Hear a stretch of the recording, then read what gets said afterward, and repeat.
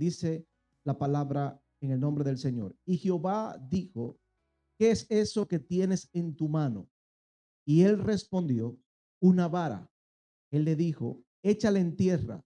Y él la echó en tierra y se hizo una culebra. Subraya esa parte. Y Moisés huía de ella. Entonces dijo Jehová a Moisés, extiende tu mano y tómala por la cola. Y él extendió su mano y la tomó y se volvió vara en su mano. Dice, por esto creerán que se te ha aparecido Jehová, el Dios de tus padres, el Dios de Abraham, Dios de Isaac y Dios de Jacob.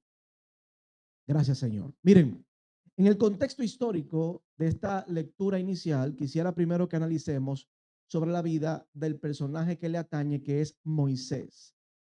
Antes, este hombre había vivido en Egipto con toda la opulencia que una persona pudiese tener. Tenía toda la riqueza, pero también era una persona que estudió bastante, con muchos privilegios, y la cultura egipcia se la sabía de arriba abajo. Era un hombre que había sido instruido en ciencia, porque los egipcios se preocupaban mucho, ¿verdad? Porque todo el que estaba allí conociera no solamente su propia cultura, sino las demás. Y también la mitología, las diferentes mitologías, eran preparados en cada una de las ciencias. O sea que Moisés no era un simple pastor de ovejas, como se ve más adelante. Moisés no era un simple apartado de Dios, sino que era un hombre con capacidades humanas y que en algún momento también tuvo grandes privilegios como cualquiera de nosotros lo quisiéramos tener. Estar en la casa del hombre más poderoso del mundo, no de un país, del mundo en ese momento.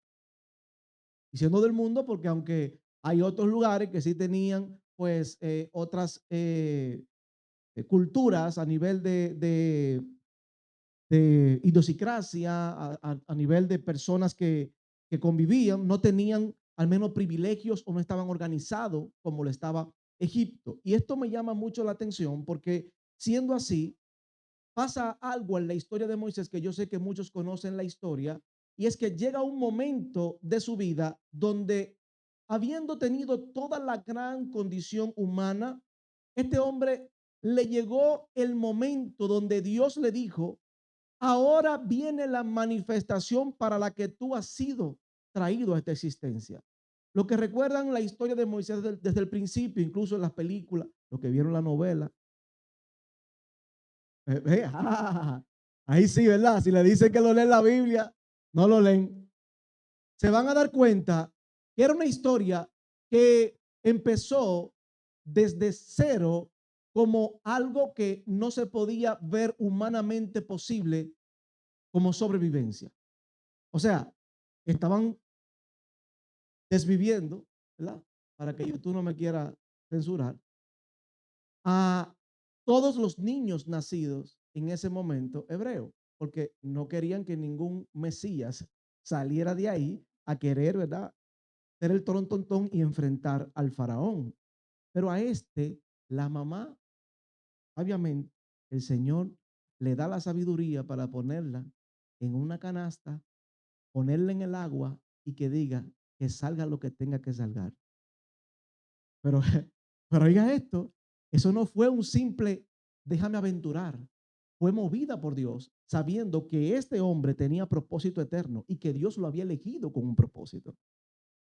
Tanto así que ella es la misma que es elegida para que fuera la que estuviera en la casa de Faraón atendiendo a este muchacho siendo príncipe cuando luego lavando coincidencialmente la hija del Faraón encuentra a ese niño y no se sabe por qué lo hicieron, aunque ella entendía que era alguna madre hebrea.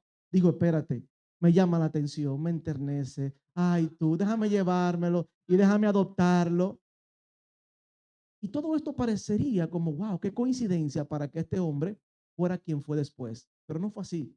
Había un propósito eterno. Este hombre, sus primeros aproximadamente 30 y algo años de vida, lo vivió siendo un príncipe, bien educado, con mucho dinero, con todos los privilegios, con siervos a su favor, con la casa de Faraón como su estandarte y que nadie, todo el que llegaba allí tenía que arrodillarse ante cada uno de los hijos de Faraón, igual que a Faraón, porque cualquiera de ellos en el futuro podía ser el próximo. Y esto, ¿por qué le hago el contexto de estas partes? Porque miren, hay personas dentro de la fe que a veces logran todo lo que buscan humanamente. Logran una buena empresa, logran un buen matrimonio, logran muchísimas cosas que humanamente son las que supuestamente nos dan estabilidad. Sin embargo, siempre tienen como ese vacío de que me falta algo. Hay algo que por más cosas que tengo, que otros quisieran tener, que no tienen, y yo sí, tengo eso en mi corazón que no me permite todavía estar tranquilo, que no me permite entender por qué tengo un vacío, por qué yo no estoy, no tengo la capacidad de responder en mi corazón, en mi mente, en mi entendimiento a esto que yo vivo, de manera que yo pueda sentirme contento con esto. Y es algo que está dentro de nosotros que se llama propósito. Se llama propósito.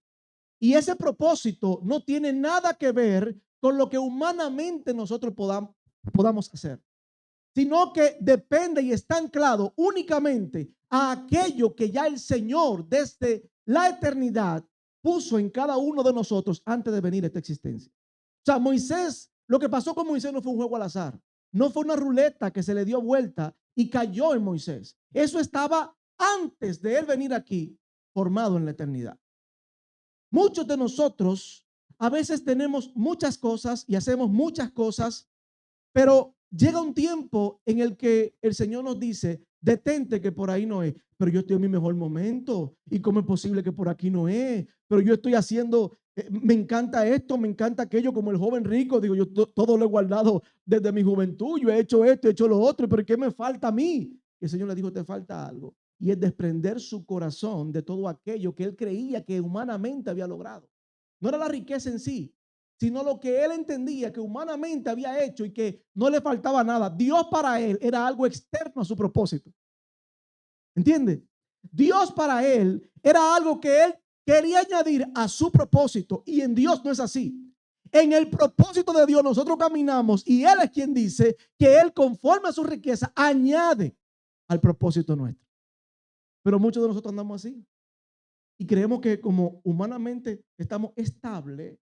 Y gente dice, estoy en paz. Usted no confunda la tranquilidad con paz. Hay gente que tiene tranquilidad por la manera en que vive, pero no vive en paz. Porque hasta que usted no esté caminando en el cumplimiento del propósito que el Señor ha diseñado para usted en esta existencia, usted no va a poder entender lo que es la paz de Dios. Amén. Y algo importante es que Moisés entendía que aunque él vivía en todo eso, había algo que lo tenía inconforme. Él veía el maltrato a los hebreos, pero ¿a ti qué te importa eso? Pues tú eres un egipcio ahora. Aunque tú hayas nacido por ahí, tú tienes ciudadanía egipcia, tú tienes todo, a ti no te debe importar eso. Pero el llamado que estaba dentro de él sí le decía, aquí hay algo malo que tú no puedes permitir. Le costó, él tuvo que salir de su comodidad de príncipe, viendo un abuso, como parafraseando la historia, de lo que se le estaba haciendo a un hebreo. Y allí él, defendiendo al hebreo, mata a un consiervo de él, a un egipcio. Y eso, obviamente, él sabía que no se perdonaba en la cultura egipcia. La traición a otro egipcio, él sabía. Por eso digo, patica para que te tengo y voy a correr. Todo esto estaba caminando como si fuera algo coincidencial, pero para nada lo era. Era algo que estaba siendo encaminado a un propósito eterno que había sido diseñado, el mismo que usted y yo cargamos, aunque de manera diferente, y que a veces no lo entendemos. Imagínese usted, Moisés dejó todo ese privilegio para ser un fugitivo en el desierto.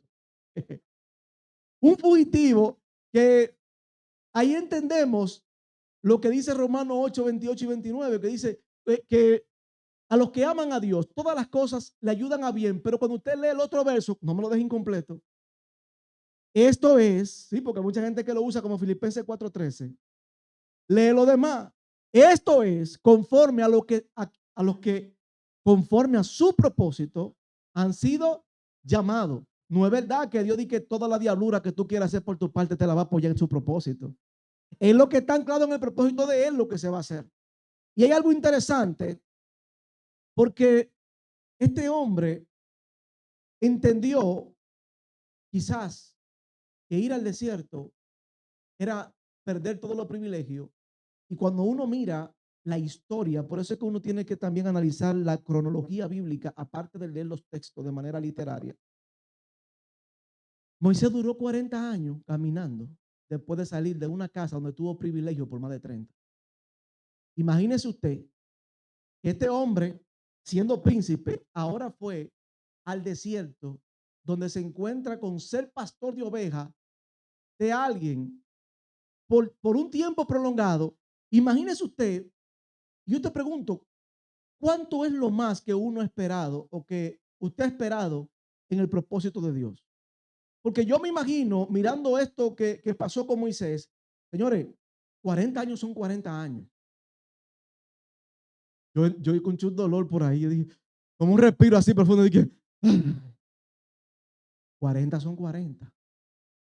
Y yo le voy a decir algo, yo estoy seguro, a lo mejor usted, porque es menos espiritual, más espiritual que Moisés, no lo hace. Pero Moisés, cuando le llegaron sus primeros 10, yo estoy seguro que él dijo, y de verdad yo dejé Egipto por él. Yo imagino que cuando pasaron 15, él mirando la oveja y recogiendo cacá y todas las cosas, diciendo, de verdad yo dejé, ¿y por qué yo me puse a inventar con ese abreo de la porra? Yo debí dejar que lo mataran y quedarme tranquilo ahí. Yo creo que no lo pudo pensar. 20 años, 30, pero yo tengo meses en un proceso y yo creo que es eterno. Yo tengo meses que estoy en un proceso y yo me siento que es eterno. Imagínate tú, hombre, 40 años esperando que él pueda entrar en el propósito que le ha sido diseñado. Yo creo que esto no va a gustar, porque a lo menos a la gente le gusta es que le hablen de esperar. Lo que menos a la gente le gusta es que le hablen es de paciencia. Y este hombre se supone que para este tiempo ya tenía 70 y algo. ¿Tú sabes lo que tú esperas 70 y algo para que se comience a cumplir el propósito de Dios en tu vida para el que tú fuiste diseñado en esta existencia? Yo sé que hay 2 o 3 que se van a sentir mal, porque yo sé que usted no quiere esperar 60 para que se cumpla el propósito de Dios en usted. Hay gente que tiene 2 años en la iglesia y entiende que se le ha ido la vida por la borda. Sin embargo, tú no sabes cuál es el propósito que Dios tiene para ti todavía. Tú no lo has descubierto. Y algo bien importante es mirar que en su momento yo estoy seguro que Dios lo que quería era hacerle entender a él, primero, purificar toda esa mala cultura que él había tenido. 30, 40 años como pastor de ovejas, después de tu salir, de ser un príncipe con todos los privilegios, deben hacerte aprender otra cosa. Deben hacerte aprender humildad. Deben hacerte entender que no es todo como te lo vendieron desde niño, sino que hay una vida que no fue la que tú viviste, que ahora hay que aprenderla como tal, porque a esa gente que yo te voy a dirigir. Por eso es que la gente de la prosperidad no acepta más gente dentro de su entorno que no sea lo que ellos entienden. Por eso es que las iglesias que nada más hablan de pobreza se mantienen con gente con pobreza, porque cada quien se dirige al público con el que él se identifica. Pero este hombre había vivido los dos mundos, el mundo de la opulencia y el mundo más bajo. Por lo tanto, y eso es una de las cosas que uno tiene que entender como equilibrio de vida. Por eso Pablo dijo, cuando usted, en esa que usted lee de Filipenses 4, cuando usted mira el contexto más para arriba, él dice, yo he aprendido, escuche esto, a vivir cualquiera que sea mi condición. Sé vivir en necesidad y sé vivir en abundancia. Y él dice, por todo y en todo he sido enseñado, porque la pobreza y la riqueza te enseñan. Cuando tú tienes el equilibrio de ambas cosas, ya cuando tú tienes dinero, tú no te crees más que nadie. Pero cuando tú llegas a un estado también mal económico, también entiende que todo es vanidad. ¿Alguien está aquí entendiendo esto? Pero Moisés entendía que él no tenía nada. Él no tenía. Y lo que tenía era una sencilla vara en su mano. Esa vara era lo que representaba su estado actual, un simple pastor de ovejas. Y en ese verso que vimos inicialmente, vemos que este hombre no se imaginaba que esa simple vara de pastor que él tenía iba a ser el instrumento para las mejores materias primas de milagro que iban a acontecer. Dios escoge ese objeto que estaba en sus manos, que era vil, para marcar el destino profético que nosotros estamos viviendo hasta hoy. Una simple vara de un pastor. Y él le dice, ¿qué tienes? ¿Qué tienes? Y él le dice, una vara. No tengo más nada. Como el chavo, el barril es lo único que tengo. Una vara. Y él le dice, dame eso que tienes. Ponme el verso que dice, dame eso que tienes. Y esa palabra, dame eso que tienes, es bien interesante verla porque la vara en sí no tenía nada extraordinario. Repito, la vara no tenía nada extraordinario, simplemente era lo que él utilizaba y que tenía disponible en el momento. ¿Qué es lo que tú tienes disponible que no has rendido a Dios? Y que el Señor te ha dicho, dame eso que tienes. ¿Qué es eso a lo que el Señor te ha dicho? Yo con lo que tú tienes como poco, yo quiero hacer algo grande, pero tú dices, no, ¿a qué le voy yo a entregar este talento a Dios? Y yo, dime tú, yo soy una simple mortal, una persona que no tiene. Él lo único que tenía era una vara y era lo que él conocía y lo que él sabía usar. Que para darle un contexto, después quizá usted lo ve, las historias que luego salen a través de que de vara mágica y todo parten de que se entiende a nivel mágico, místico, que la vara de Moisés era un asunto que tenía poderes en sí mismo y por eso después que vienen de que los magos con varita mágica y demás, pero nada tiene que ver con esto. Vamos a ver que no tenía nada de extraordinario la vara en sí. Y eso nos confirma que cuando nosotros pedimos a Dios más de lo que tenemos para decir que le vamos a servir, estamos en problema. Porque ahí él no le dijo, ¿qué más tú tienes? Él no le preguntó qué más tú tienes. Le dijo, dame eso que tú tienes.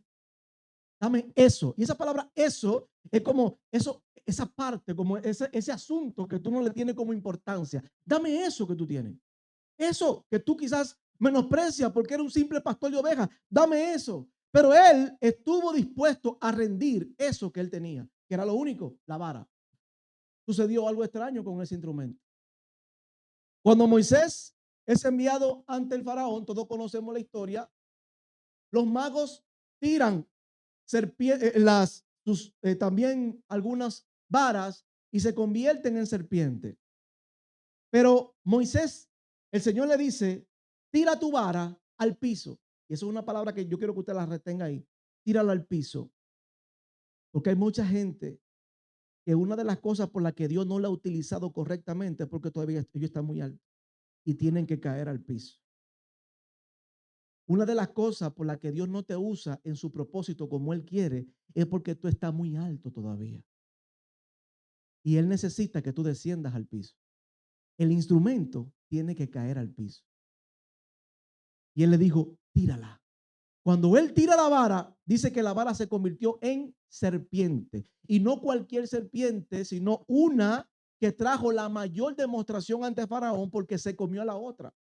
Y es importante porque eso nos deja saber a nosotros que eso que tenemos en la mano, que parece insignificante, en las manos de Dios tiene otro propósito.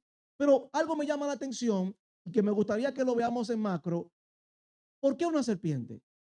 Porque el mayor milagro o inicial que Dios quiere mostrar a Faraón es que la vara se convierte en serpiente. ¿No se lo han preguntado en algún momento?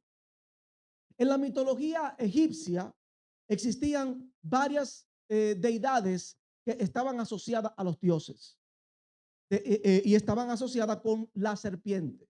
Uno de ellos, que era el más famoso entre ellos y era el más fuerte en la cultura egipcia, era Apophis. Apophis era un dios malévolo que utilizaba, el veneno de las naciones, el veneno que podía matar y destruir, era un Dios de destrucción. Pero también en la otra parte ellos tenían, de hecho se decía que en la mitología obviamente, este Dios Apophis era contrario al dios Sol Ra que tenía Babilonia, porque había una disputa entre los egipcios y los babilonios, y ellos por eso tenían como ese problema de tú me tiras y yo te tiro, y el Dios mío es más fuerte que el tuyo, en esa parte de la deidad. Pero también era conocida la serpiente en la manera más benévola como Wadjet, y esa Wadjet se entendía que era la protectora de la casa del faraón y todo lo suyo. ¿Están llegando? Wadjet era la protectora de Faraón. De hecho, la corona de los faraones tenían delante una serpiente. El báculo que tenían los faraones era con el mango de una serpiente. Y ahí entonces vamos entendiendo por qué él hace este milagro delante de él. ¿Qué quiere el Señor mostrar? Lo que tú tienes como lo más grande y autoridad y Dios, yo te vengo a mostrar que yo tengo el control sobre él. Y por eso la tira al piso y la convierte en serpiente. Yo me preguntaba, como Rabacuco al fin, al principio, cómo Dios, siendo la serpiente una cosa tan maldita en el inicio, tira eso de que una serpiente y que se convierte en serpiente a Faraón. ¿Por qué él quiere hacer eso? Él estaba haciendo algo allí, una demostración de poder. Allí lo que había era una demostración de autoridad. Por eso él le dice, cuando tú la tires, ellos van a entender que te mandó el Dios de Abraham, el Dios de Moisés, el Dios de Jacob. Él, el Dios de Isaac, es el que está aquí. Y la que ellos tienen como la fuerte y la que protege a la casa del faraón, me la voy a comer yo. Por eso que hay que entender la Biblia en esencia y en cultura.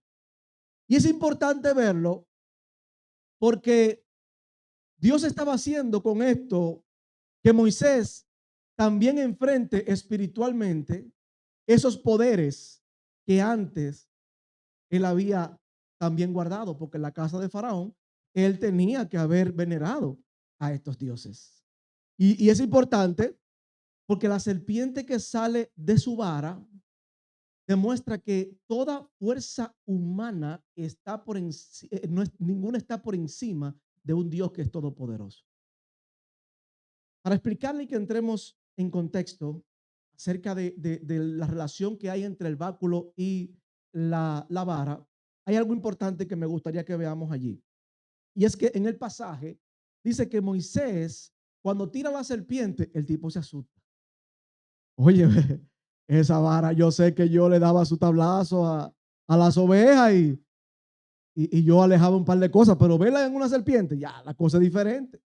Y no debería ser raro para un tipo que en toda su niñez, adolescencia, juventud, se crió en la casa donde el artefacto o el instrumento más poderoso era la serpiente. Él no debería tomarle miedo. Sin embargo, el Señor, agarra este código. ¿Qué le dijo? Agárrala ¿por dónde? ¿Ustedes creen que él le dijo agárrala por la cola porque si Dios le decía agárrala por la cabeza, le iba a morder? El Dios que convirtió eso, le va a dar miedo de eso. ¿Usted sabe por qué era eso? Porque Moisés también tenía un báculo como príncipe donde él agarraba a la serpiente por la cabeza. Recuerden que el agarrar el báculo encima le daba poder y estatus y autoridad a él como príncipe de Egipto. Ahora el Señor le dice, no me la agarre por la cabeza, agárramela por la cola. Aleluya, porque hay cosas que a veces el Señor le estaba diciendo, ahora yo invierto la autoridad. Aquello que antes tú agarrabas por la cabeza y entendía que tenía poder, yo ahora le quito ese poder y por la cola la agarro y mi autoridad es la que va a estar contigo ahora.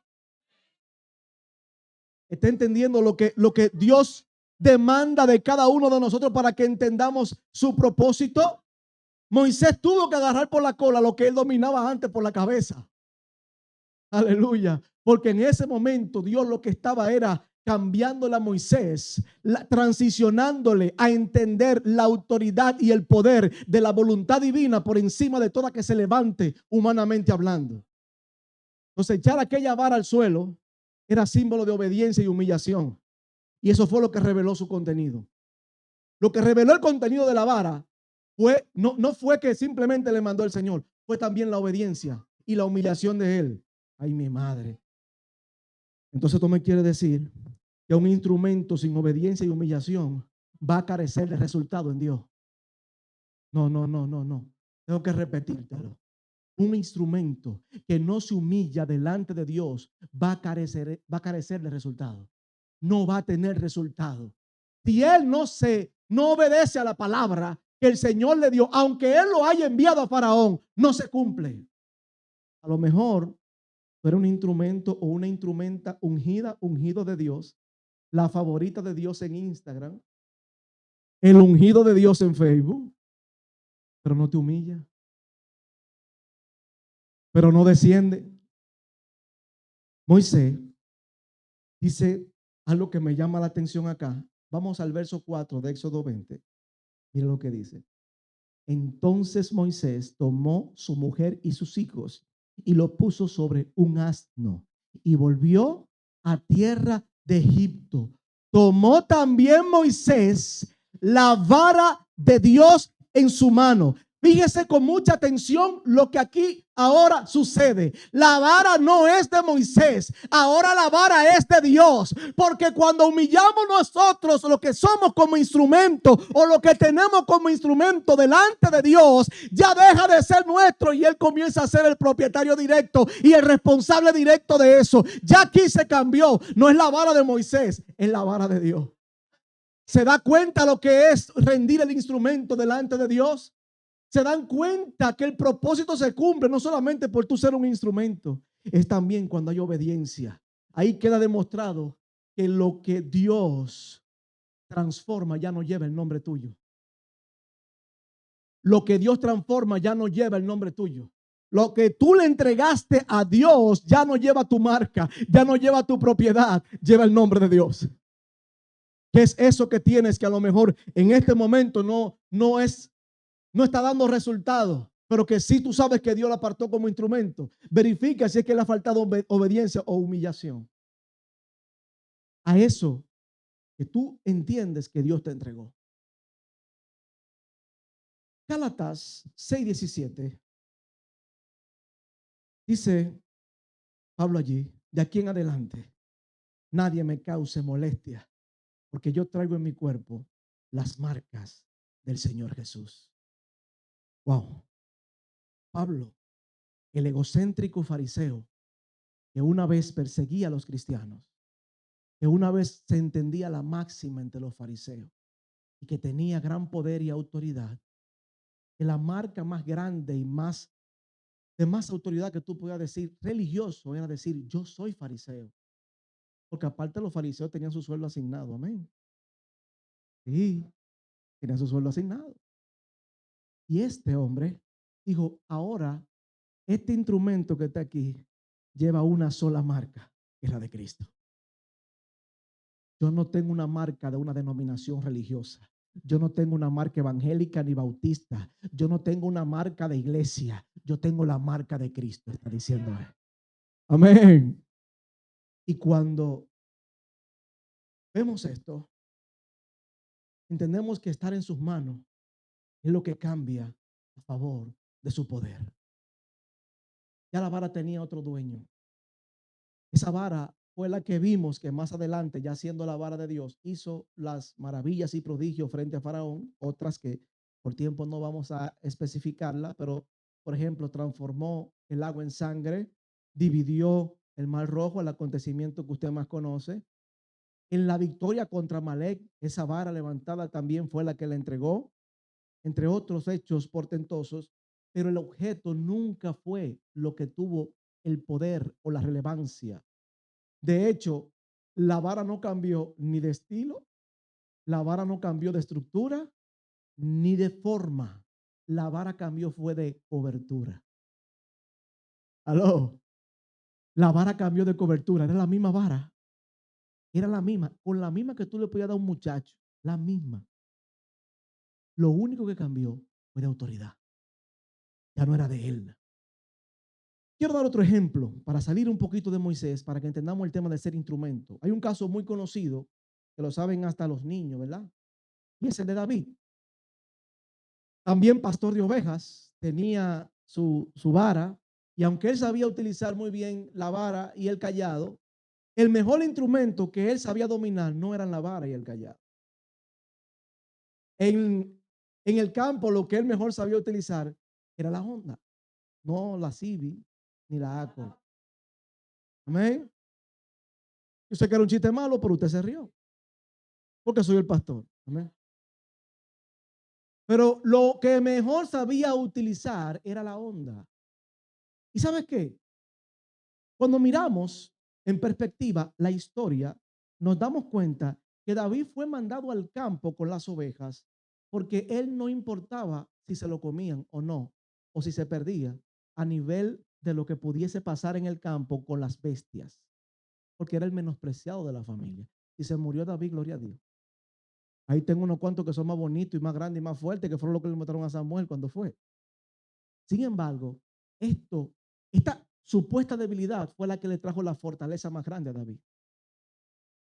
Cuando él está en el campo, se hizo experto diciendo, me pusieron en la candela.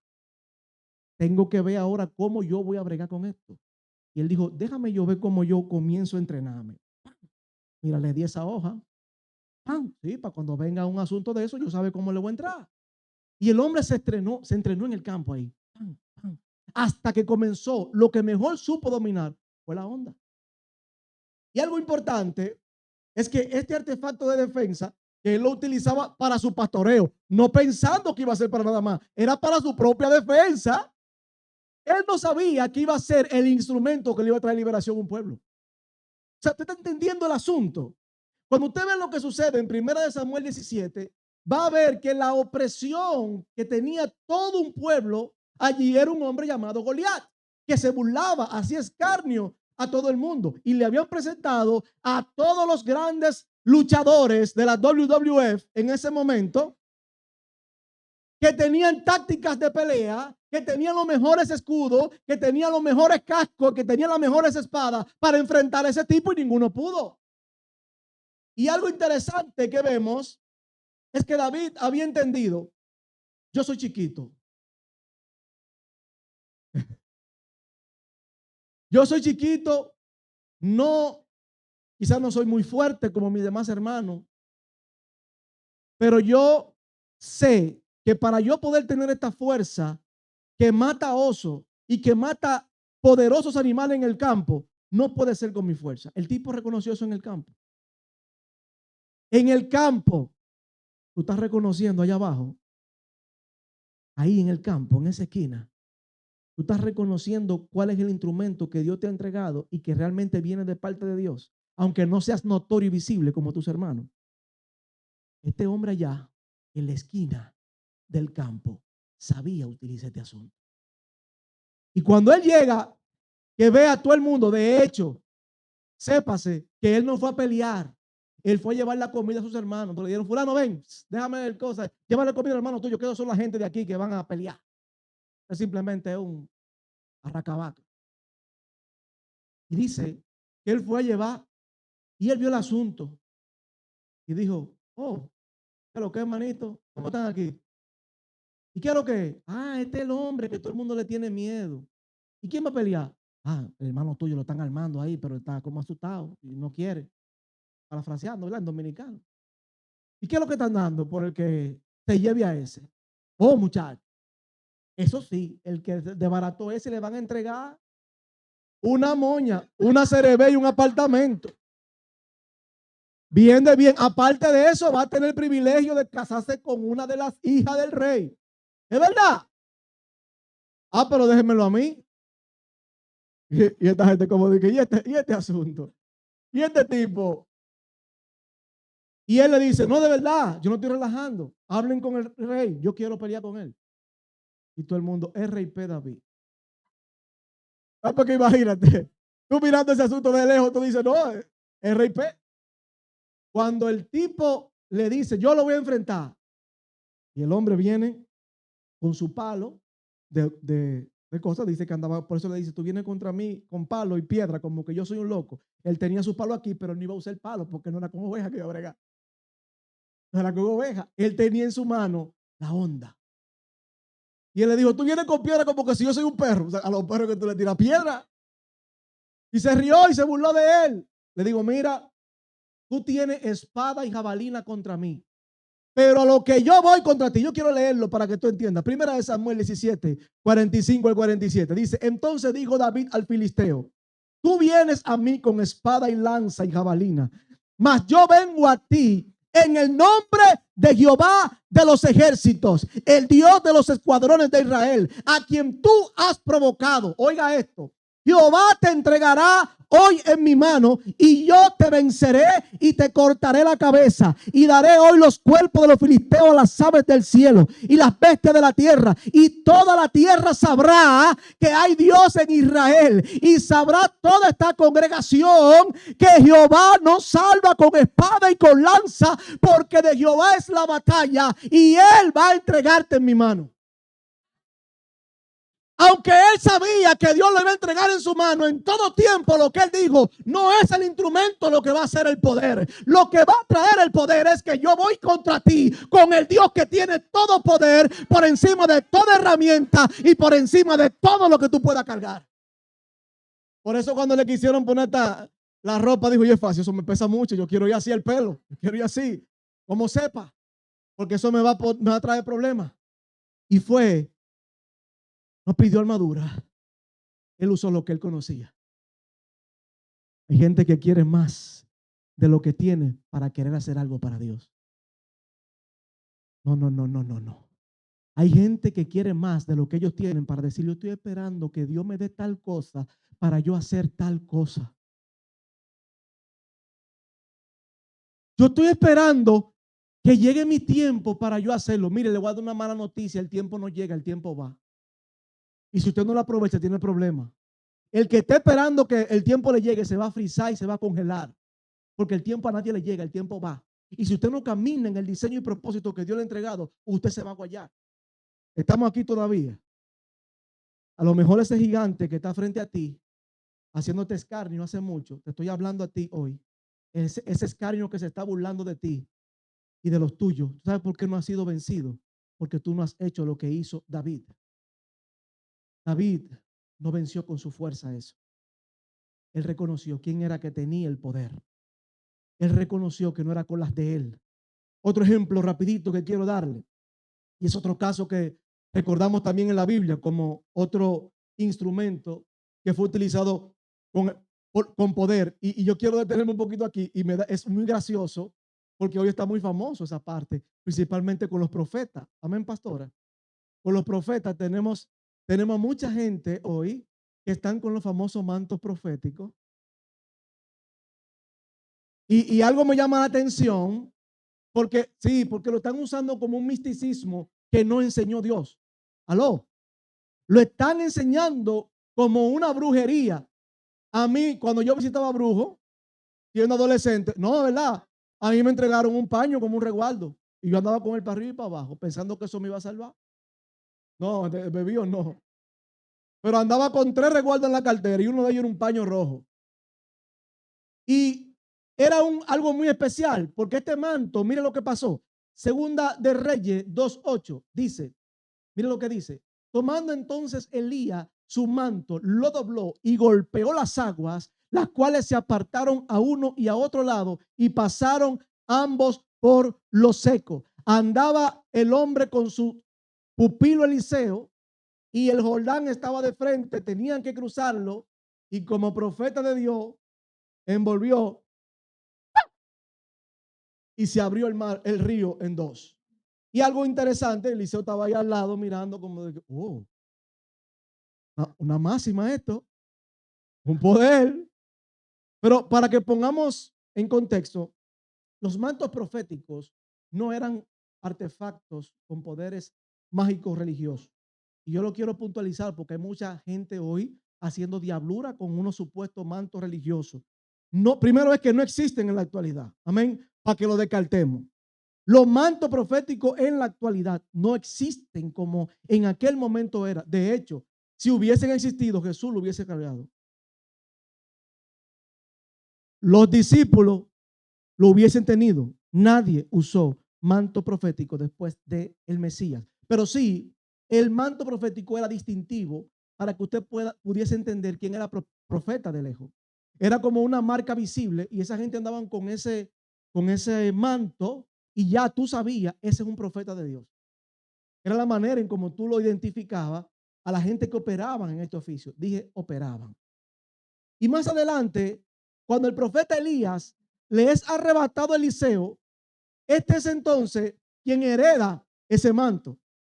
Pero él no le dejó ese manto como un instrumento místico, que ahí es donde está el tema que están cayendo muchos falsos profetas hoy. No sé si tú lo has visto, la red está cargado de eso. Poniéndole a la gente manto, de que toma, el Señor te dice, el manto está sobre ti. Tú eres Elías, tú eres Eliseo. ¿Quién tú eres? Esto no tenía poder místico para nada. Lo que él estaba haciendo allí, cuando pasaba el manto, era entregando la autoridad profética. El manto como tal no tenía ningún poder, era el Dios que elegía. Y a Eliseo no le eligió Elías, lo eligió Dios. Pasando un día, él agarrando su toro, su buey, y el Señor le dice a ese, y le tiró el manto. ¿Y qué fue? Que tú eres el otro profeta. Ay, mi madre, ¿qué yo voy a hacer con todos estos bueyes ahora? Matarlo y dárselo a la gente, pero no hay más nada. Porque cuando usted reconoce el llamado de Dios, usted no mira lo que usted tiene o lo que usted va a dejar. Cuando el llamado se revela, el propósito se manifiesta, hay que matar los bueyes. ¿Alguien aquí tiene bueyes que matar hoy? El problema no era el manto, porque Dios no unge objeto. Lo que Dios unge es obediencia. Lo que Dios ungió fue la obediencia de aquel que él eligió como profeta. Si Eliseo no obedece y no mata a los bueyes, no va para ese viaje. Amén. Él tampoco unge resultados humanos. Amén. Él unge su propósito. Voy a otro ejemplo. Y hablando de ungir y de obediencia, vamos a ver con el mismo Eliseo. Eliseo, luego de ser el profeta designado, tiene algo que le sucede. Más adelante en el capítulo 4 de Segunda de Reyes, vemos que se da un encuentro de él con una viuda. ¿Con quién? Una viuda que este hombre como sucesor había visto y ella se le acerca y le dice, tu siervo, mi esposo, tú sabes que era creyente. Y él murió, yo quedé viuda, pero él quedó con deuda. Y parafraseando la historia, porque no hay tiempo para ella, cuando en aquella cultura alguien quedaba con deuda y tenía hijos, los hijos eran los que se quedaban como esclavos de aquel al que tú le debías y ellos tenían que pagarte hasta el último centavo que tú le debías con rédito a esa persona. Eso no cogían ni que se murió tu papá. Me paga tu hijo. Y la viuda no tiene más nada que esos hijos. Dos muchachos adolescentes y lo vienen a buscar. Cuando pasa el profeta, ella ve que tiene su distintivo profético. Ay, ministro. Ay, profeta, estoy pasando por un asunto. Y es que vienen a quitarme mis hijos por el asunto de que mi esposo le quedó debiendo. Y mira lo que dice allí. Yo imagino la angustia de esta mujer. Porque, señores, ser viuda reciente y decirte que te van a quitar tus dos hijos, la que son madre aquí, pueden ponerse en algún momento en esa condición que esa mujer estaba, angustiada. Sin embargo, Eliseo, con la intención de ayudarla, le pregunta lo siguiente. Vamos a 2 de Reyes 4, 2 al 3. Mira lo que él dice. Y Eliseo le dijo, ¿qué te haré yo? Declárame qué tienes en casa. Y ella dijo, subraya esta parte. Tu sierva ninguna cosa tiene en casa, sino una vasija de aceite. Él le dijo, ve y pide para ti vasijas prestadas de todos tus vecinos, vasijas vacías, no pocas. A veces eso que tú entiendes como simple poco o que tú entiendes como nada, para Dios es exactamente lo que es suficiente para él manifestarse. Esta mujer dijo, yo no tengo nada. ¿Qué tengo yo? Y dice que ella, la historia concluye en que ella comenzó con los hijos a buscar vasijas por todos los lados. y ella entendía que no tenía nada. Y el Señor de esa vasija de aceite comenzó a multiplicar y multiplicar y multiplicar hasta el momento en que cuando cesaron la vasija, el aceite también cesó. Y esa vasija que tú hoy menosprecias, puede ser sin tú saberlo, estando frente de ella, aunque la menosprecie, la fuente de provisión más grande, como pasó con esta mujer. Así que hay que tener mucho cuidado con esa vasija que tú estás menospreciando. Con eso que tú entiendes que no sirve, que es nada, como dice ella, para Dios es suficiente. Porque el que es fiel en lo poco, Dios lo pone en lo mucho. Amén. ¿Sabe algo? A Cristo mismo le rechazaban. Gracias. El que haya esposa haya el bien. A Cristo lo rechazaban diciéndole, el hijo del carpintero, el hijo de fornicación, el que no tiene apariencia de Mesías, mucho menos de que de rey. Oye, de que el rey vino él. Él no tenía el atractivo humanamente que la humanidad esperaba o que los judíos esperaban, y ese sin atractivo vino a ser la cabeza de salvación en la redención humana para mucho pueblo. Y por eso el mismo Señor lo exaltó como el Señor de Señor y Rey de Reyes. En hebreo dice, porque se humilló hasta lo sumo, asimismo también fue exaltado hasta lo sumo por su obediencia. No hay propósito que se cumpla en instrumento sin obediencia. Y Dios es experto en sacar mucho de aquello que los hombres ven sin nada. Para que entendamos la magnitud de eso que pasó allí, en ese milagro que ocurrió con esta viuda, el aceite que dice que se recogió en el verso 7, y ahí se cumple lo que dice la palabra también en Salmos 6, 8 al 5, antes de entrar a esa lectura. Dice, vamos al verso 7, sí, allá de Segunda de Reyes 4, 7. Mire lo que dice allí. Vino ella luego y lo contó al varón de Dios, el cual dijo, ve y vende el aceite y paga a tus acreedores, y tú y tus hijos vivan de lo que quede. Wow. Ahí se cumple lo que también dice, ahí si vamos a Salmos 68, 5 al 6, ya conmigo, dice, Padre de huérfanos y defensor de viudas es Dios en su santa morada. Dios hace habitar en familia a los desamparados, y subraya esta parte, saca a los cautivos a prosperidad, no a la que te venden por ahí falsa, a la verdadera prosperidad. Dice, mas los rebeldes, los que no obedecen, ¿dónde habitan? Ay, pues entonces hay que chequear porque es que tu tierra está así hace mucho. Hay que chequear porque es que tu tierra no está tirando fruto, seca como la cola de un bacalao. A lo mejor la tierra que te ha tocado no está echando fruto por tu rebeldía, por la falta de obediencia. Porque a lo mejor quieres tú ser un instrumento según tus estándares, y no según lo que Dios quiere para ti. Y si nosotros fuéramos tan persistentes en obedecer como somos rebeldes, otra cosa fuera. Amén. Otro ejemplo rapidito, con este voy a finalizar. Me gustaría destacar también el ejemplo del mismo maestro con sus discípulos. Leamos Juan 6, 5 al 11. Mire esto. Cuando alzó Jesús los ojos y vio que había venido a él gran multitud, dijo a Felipe, ¿de dónde compraremos pan para que coman estos? Escuche esto. Pero esto decía para probarle, porque él sabía lo que había de hacer. Felipe le respondió, 200 denarios de pan no bastarían para que cada uno de ellos tomase un poco. Uno de sus discípulos, Andrés, hermano de Simón Pedro, le dijo, aquí está un muchacho que tiene 5 panes de cebada y 2 pececillos.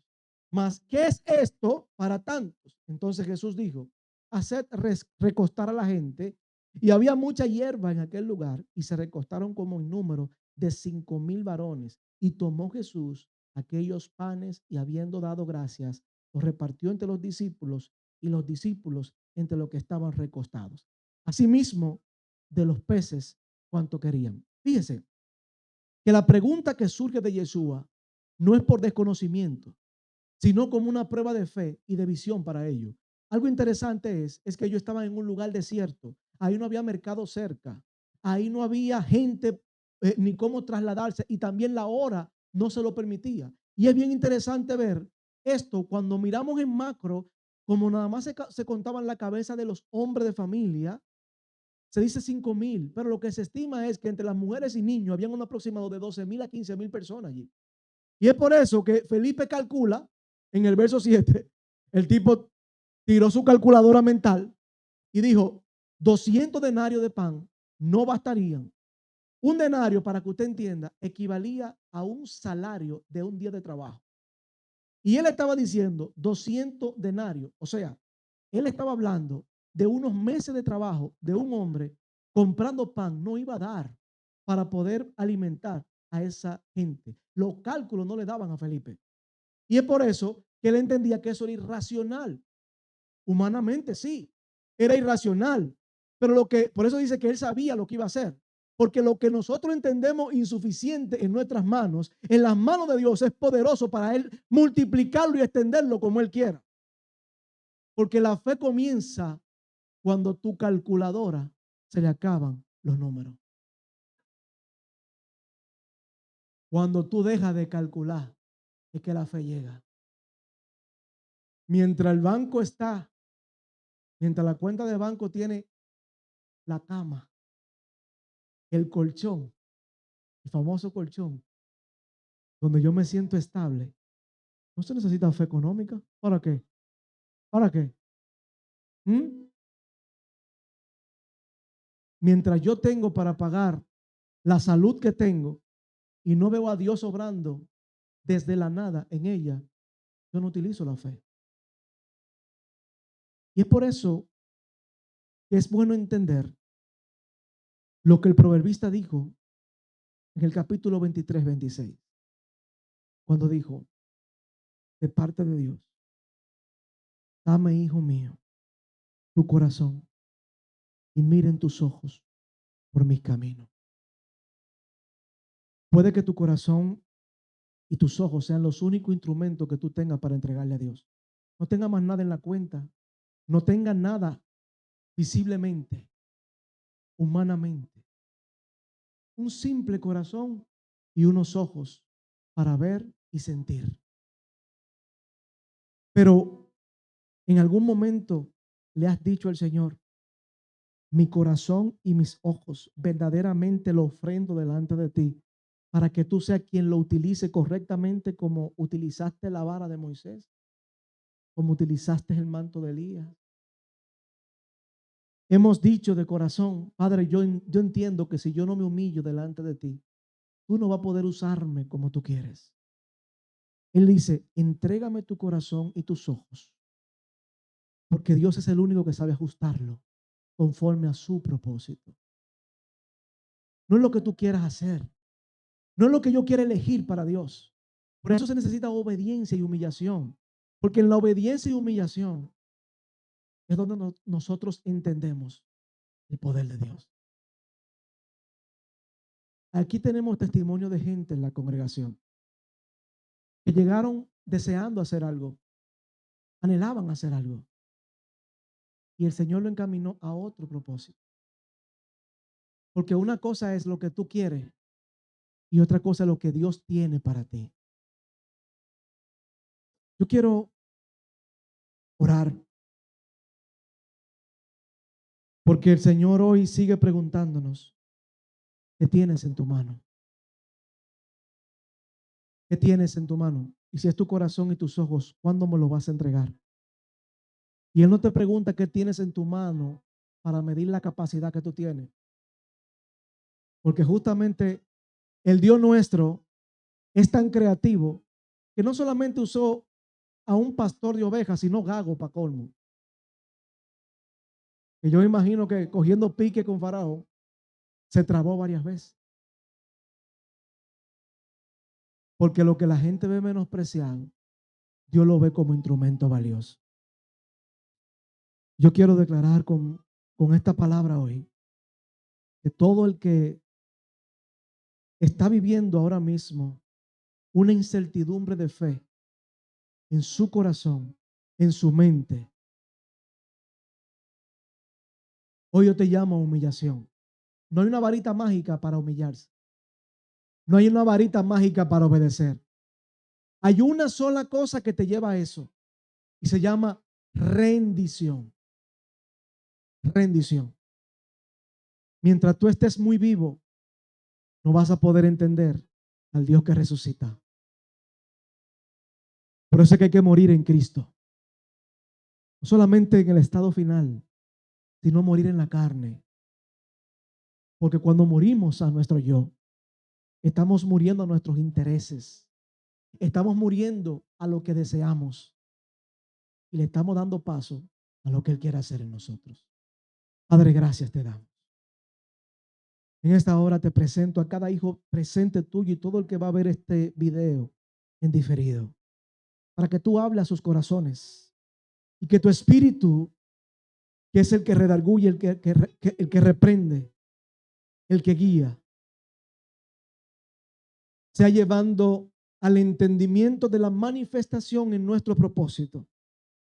Y si por alguna razón ahora mismo nuestro corazón y nuestra mente está en lagunas donde no puede ver claramente, también te entregamos nuestro propio plan y visión.